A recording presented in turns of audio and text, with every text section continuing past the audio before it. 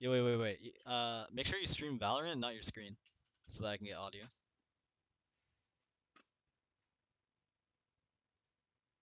Alright, bet.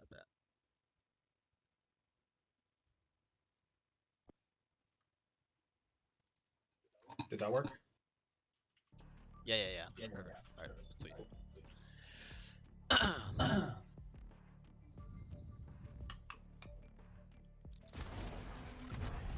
Here, you can mute yourself so we don't echo. Alright,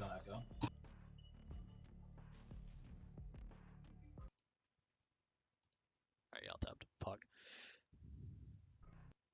We love VOD reviews. Should I mute in Discord? Yeah. Perfect. Alright, couple technical difficulties, but no gap. I am the end. Yeah, you can choose the next agent for after VOD review. I'll play whatever.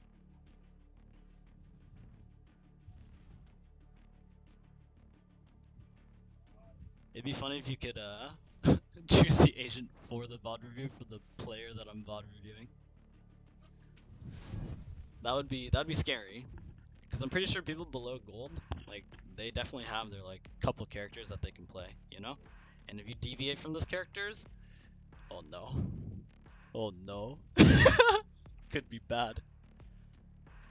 Alright, bronze. Okay, so the first thing I'm thinking already, right? You guys know the drill. We're looking at our team comp versus the enemy team comp.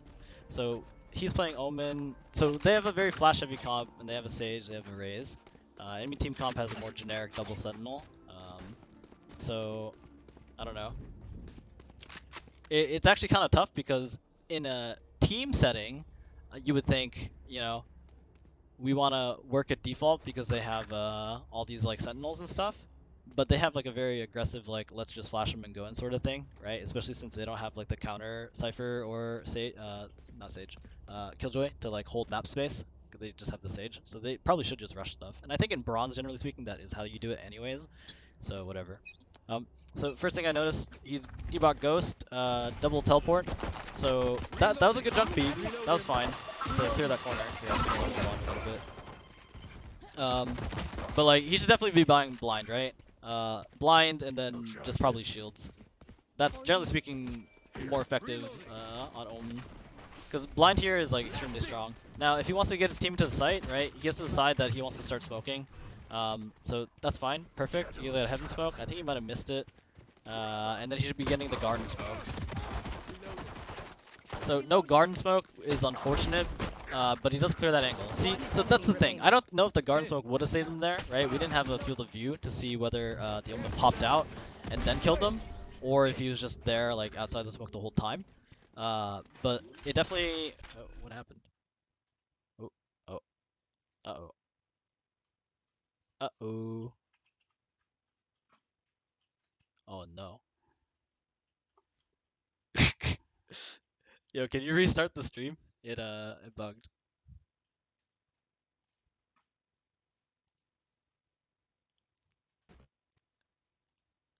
I'm pretty sure it's because our internet is dog, and because he's streaming and then I'm streaming. I mean, I feel like, yeah, maybe that is it.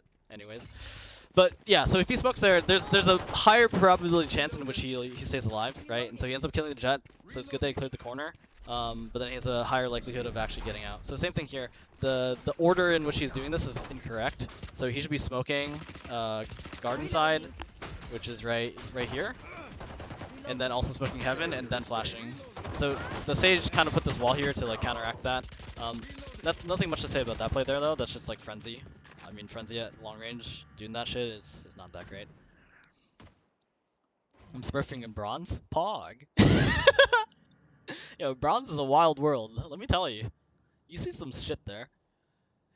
But yeah, that's the first thing. So like, we're gonna not talk about his smokes because that's like an easy fix. You know, you just change the order that you do it in, right? You do the garden one, you do the heaven one if you want to.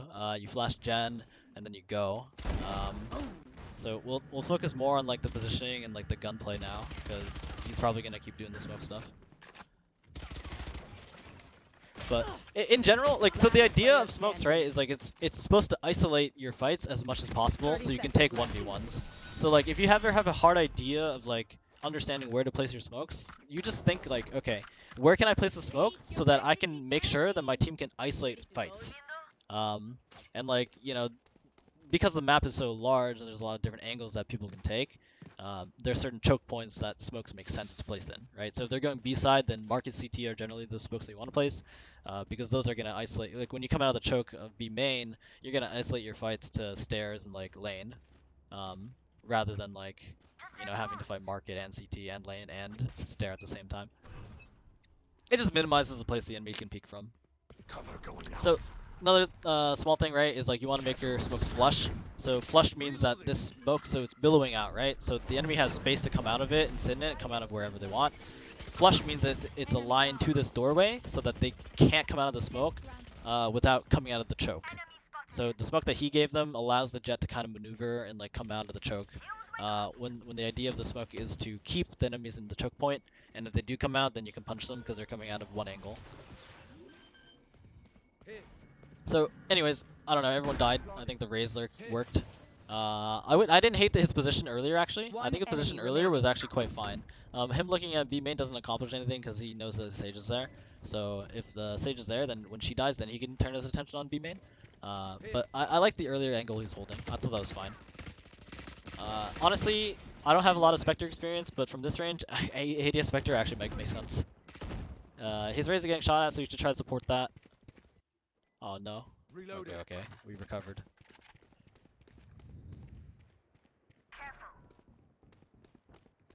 And yeah, I don't know. There's not much to say about this round. Like he's saving his armor, he's saving his gun. No worries, all good. Chillin', vibing, playing in bronze. They think they're better than us. I can tell. Okay. So, okay, yeah, that's totally fine. Buying more armor there is fine. I'm greedy. I sometimes don't even buy armor, but like it's fine if he buys armor. No preference, all preference. So it looks like his team's kind of doing. Okay, so they're 4-1. So the main thing that I'm looking at as Omen is like, where do I put my smokes to support my team? And then after that, I can like do what I want, right? So like in this scenario, then he's looking at the same B smokes that he was doing earlier. Okay, so this is a little bit of a mistiming, right? So he's doing the smokes, but they hadn't gotten B main control yet. So it would have been better if he had his gun out, because as soon as his Sage died, then he could have swung that and possibly traded her. So he potentially let a free kill get away from him. But his smoke timings are good because his team goes here. He should definitely push that. So he's holding it right now, but he should just be pushing it as soon as possible because he has the information that the other person's there. So he has the information that the Omen's there now too, and he has a blind. So running and making noise there is probably the wrong play. Walking up and like blinding, or just even walking up and pushing into it is probably preferenced. I think because he took a little too long there, his smokes faded. I'd have to check that to be completely sure. But this is why timings are important. Like you have certain time windows to be able to do stuff. You want to do it as fast as possible without giving information to the enemy. Or if you're going to give information as late as possible, so that when you capitalize on that, like faster play thing, right, by running or using utility, the enemy doesn't have as much time to take advantage of it. Because it takes time to react to things that are happening. So how you should have done it probably is you should have walked up the stairs. After walking up the stairs, oh, this raise again, chaser? Okay, no. Okay, that raise just like burned a ton of utility for no reason. Like you could have used one thing, you know, like use one nade. Look, bro, this raise is actually tweaking. this raise is actually so nervous, it's crazy. Okay, nice. Let's keep it going. Cracked out, dude. TSM Tazer. But yeah, but then for FredSkee, you know, we're looking at his timings.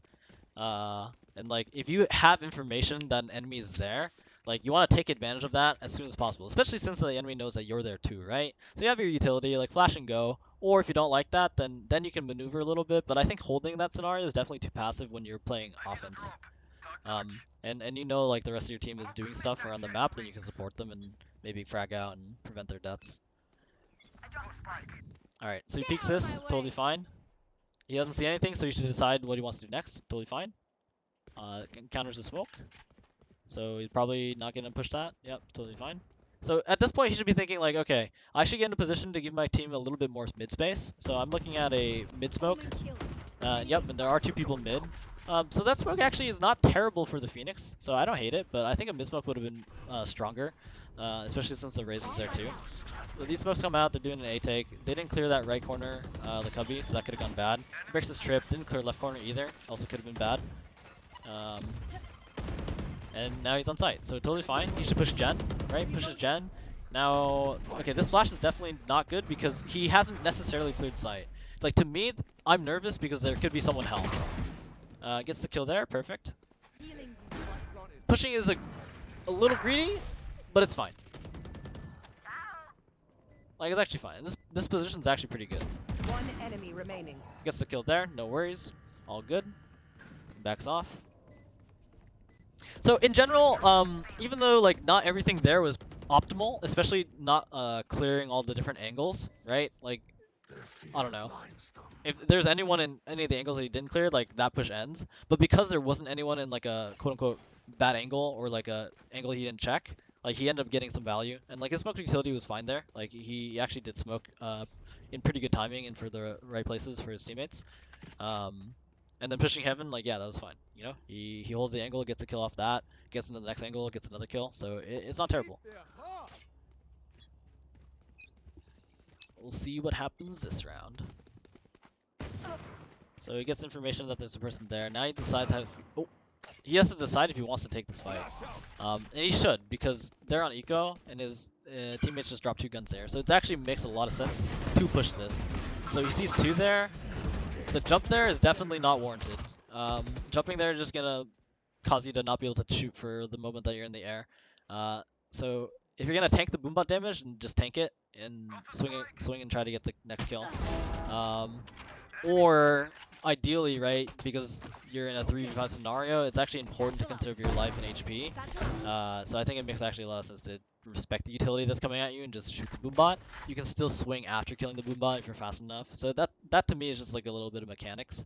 It's having the confidence to be like, okay, yeah, I'm gonna shoot the boombot. After shooting the boombot, then I'm gonna rotate and kill the other guys, right? Because the thing is, you have the information that they are there.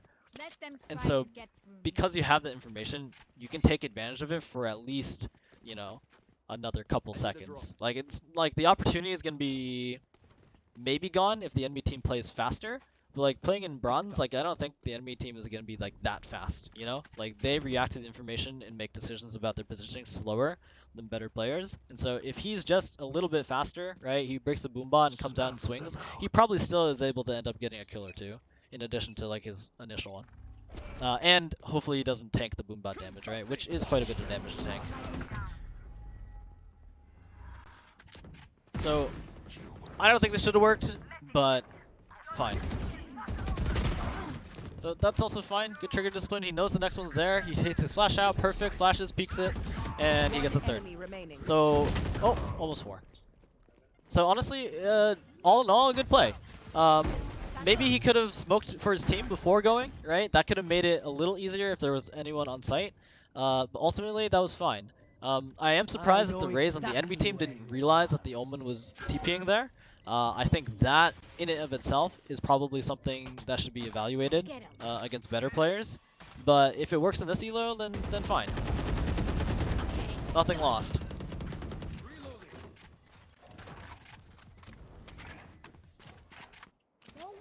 My firepower. I got this.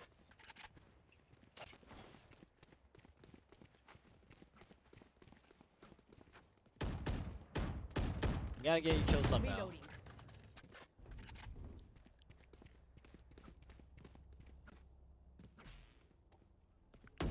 Reloading. Let's make some chaos.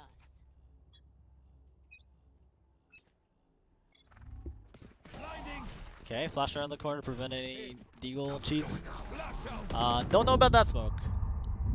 Like in general, you just want to like smoking. Oh, don't like this. Do not like this. Oh, whoa. Wait, what? Wait, did he not TP into it? What? Okay. Yeah. So cheese plays on Omen.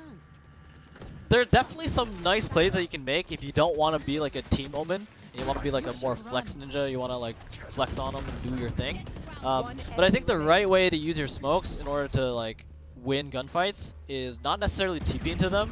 Like TPing is very telegraphed, but it's to create a little bit of a gap in your smoke.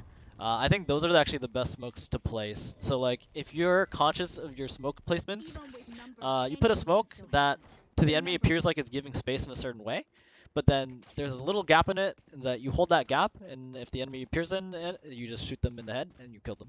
I think that's the more appropriate way to be like a solo Omen, right? If you're gonna use your smoke selfishly for your own plays. I think doing just I mean, essentially what he's doing there, he's trying to be Jet, but like if you're trying to be Jet, you might as well just cloudburst and dash into your smoke. It's faster anyways. Than doing the Omen TP where like you potentially TP in your smoke and get punished by it because there's a person in it. I don't know. It's too telegraphed for me. For me, that plays too telegraphed and dangerous. Is because you don't give yourself any sort of information by TPing into your own smoke. Like if you end up in, or it may be intended to fake it. In which case it wouldn't have been bad. Okay, they just need to take the time and shoot the drip. But I don't know. You still waste the smoke, and then it gives the enemy that location to hide in. So he's clearing B main. That's smart. That was actually really good. He probably should have turned to tank and killed the turret, but that's a 50-50. So I don't know. At the end of the day, what he did wasn't terrible. It's just he didn't take his time to like clear that corner, right? So like if he had cleared that corner like a quote unquote good player or like a methodical player, I'll say, right? One enemy remaining. Because even quote unquote good players don't clear everything all the time. But if he's being methodical about like what he has to clear as he's coming out of that market door, he checks that first and sees the turret, and then he's able to kill it without making contact with like B main. He's kind of like rushing steps, you know? So like there's a certain step checklist of like things that you have to clear and like what to do. And like you see these problems all the time in like gold lower, maybe even plat, honestly. I think even plat people don't clear things all the time. Honestly, even immortal players don't even clear things all the time. It's actually like the biggest cap. To me, it's the biggest cap. It's like, bruh, just clear it. Like, it takes no time to clear it. Alright. Another thing I'm noticing right now, at least, I think, is crosshair placement. So we're gonna look at that. One visual technique to help with crosshair placement, so you'll notice this triple box right here, this gray area, like that is headshot level.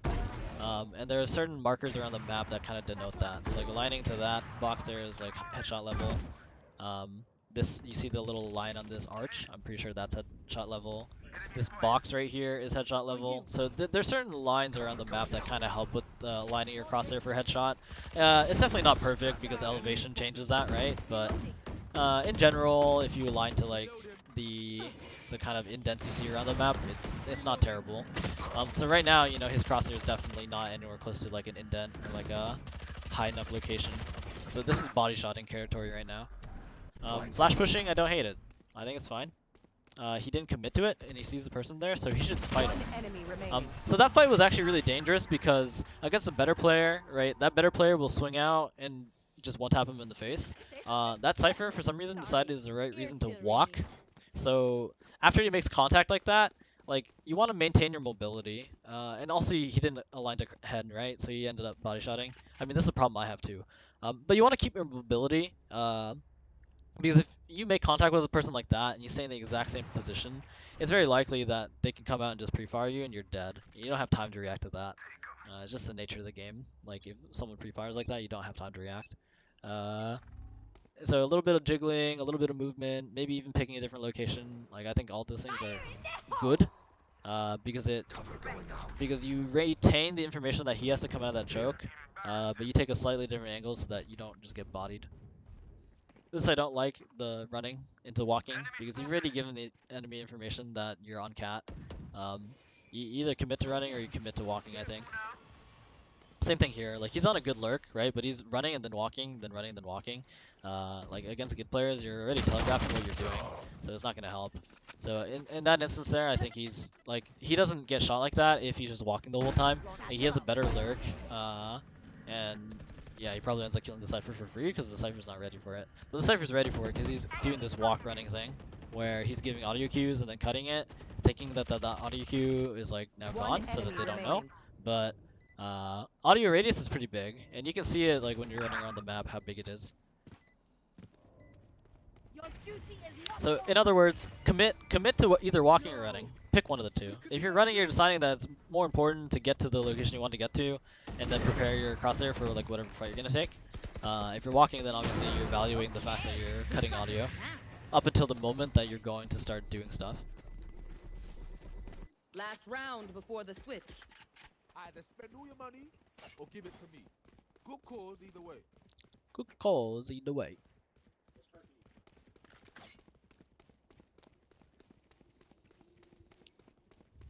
So they're going for a B take, not a problem. Spike here. Smokes out. Hit them fast, hit them hard. You can consider flashing B main from this round. I guess they're breach flashing, it's fine. Flash out. Yeah, so this is fine. Smokes, Too late. yep. Flash comes out, they get the first pick. Reloading. You should be smoking the next one. You should still smoke CT. This is pretty dangerous, but I guess it's fine. He also didn't clear boathouse. I don't think he can assume that there's no one boathouse. That's just whiffing. So he's taking his time, right, to like try to align his crosshair or like to hit his shots, right? He's kind of doing this thing where he's like burst firing, like 1-2, 1-2, 1-2. You could like hear the pattern in his bullet sprays. But at that moment, like you honestly like you just have to go for it. You gotta start fucking pound that left click and just hold it down. Like you gotta control your recoil and pull down and try to hit those bullets. Or if he didn't peek as wide, then he can consider getting out, right? So you see really good players, their movement is pretty good in the sense that like what they'll do is they will peek out left. Like if there's a corner, like this corner, they'll peek out left. They'll shoot their 4-burst spray or 4-bullet burst, and then they'll go right back in. And if you do that sort of movement pattern, right, you're not gonna end up in a scenario where just like in the middle of open, like right here, like fighting a person, like you're gonna be closer to this corner, you're gonna come out, you're gonna shoot your burst, and like whether you hit or miss, you come back in. And so he's 2-bullet bursting at that range, and I don't think that makes a lot of sense. Like he needs to commit to a 4-bullet, like a harder left click hold, and then you know if he goes into spray territory, then time to start pulling down and praying.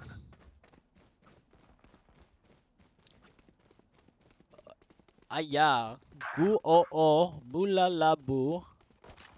Hi, Bubby. I like that emo. No cap.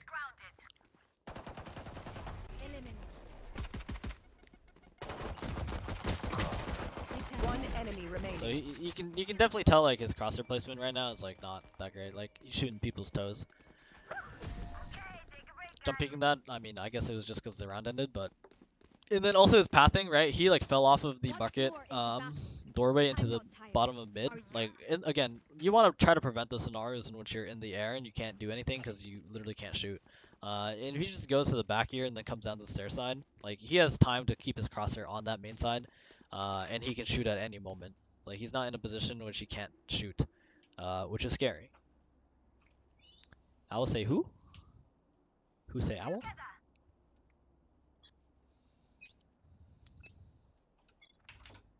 I'll box you like a fish.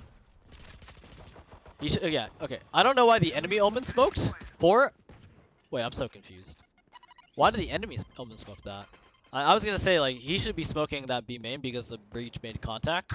But the enemy Omen smoked it for him, so that was kind of cool of him. At distance, okay, yeah, he can push up with his team. Yeah, this is fine. This is good. This is good. This is good. Yep, he goes with it. Breaks the cam. Bam. Next. Boom. Bop. I would like to see him pinch because he has 2 teammates in mid. I would like to see him push in. I don't think this crouch walk is worth it. Okay, they flash and go. That's fine. Like you have certain opportunities and windows for like you to do stuff, right? You also missed the stinger to his right. That's like a very little One micro enemy thing, remaining. but I Enemy mean he spotted. could have got the stinger. I would have liked this. Okay, yeah, this is actually okay. I think it might have been better to go with this raise, but I don't think it ultimately mattered. Match point. I'm trying to cut him off at the choke. This will end. If anything, he smokes the choke and then goes with the raise. That way, the smoke kind of deters the Cypher from wanting to go out into A main, and you still double up with your teammate and end up like doing what you gotta do. I don't know. This wasn't a very hard game, so although there was definitely like things to fix, I don't know. This is an easy game. Shadows traveling. Watch it again, get reverse rolled now. Alright, so he's playing a little one-way here. It's whatever. I don't hate it. I think it's good. This is good crosshair placement too as well. Positioning could probably be a little different. I think you take like the green box over here. I actually don't know the one-way exactly where you can get it from. But I think you can see people's toes from there. Maybe not actually. But you're trying to find an angle in which you're not super exposed, so if something goes wrong, you can get out. But I guess since he's playing the one-way, it's fine. So that's the thing. He doesn't need to flash there actually, right? Because it's very unlikely the Jett actually even knows he's there. So him flashing there is a little bit of like a I'm scared, when he should really just be like, he should be chilling with his gun out. Like even if the Jett knows he's there, like he still has a good angle, he has a good corner. So the flash bang doesn't do anything other than tell the enemy that he is there, right? Whereas in that scenario, he's playing a lurk position, so you should be trying to get value from a lurk. Value from lurking just means that you're not using any utility, you're not using any sound, you're just gonna come. Oh, you're just gonna shoot him and kill them when you see him. 30 seconds left. So fundamentally, as a lurker, there's like I think quite a bit to like understand of like what does it mean to lurk, what are good lurk timings, how do you lurk, why lurk, when to lurk. Those are the sort of questions I think he should be identifying. And like in that scenario, like he's pushed out of A main, he's definitely on a lurk. 10 seconds left. So he should be cutting noise and just trying. What is the Sage doing? Well, this is cool. He's actually just gonna run around. I think at that I think you just shoot him at that point. I like the idea that you're trying to play time, but I think at that point you just shoot him. But yeah, for FredSkee here, it's like you gotta understand like how to lurk, and like when to lurk, and to recognize that you are on a good lurk. Like to be pushed out of A main all the way over to here is definitely very strong, right? And at that point, you should be looking to push into either their CT or their mid side. And if he hears, and even better, if he hears the Jett there, he can just chill and wait for the Jett to come out, and then the Jett comes out and he shoots, and you're chilling. So I mean, I like the idea of like using all these one ways and stuff. I don't think it's terrible, but a lot of times the benefit of one ways are not as big as you may think they are. Like you want to rely on good gunplay to get your kills, you know? You don't always want to rely on like cheesing people with a one way. Especially because one ways are really telegraphed. And against better players, like if they understand the one way that you're playing, they can just pre-fire the place that the one way, telegraphs that you're playing.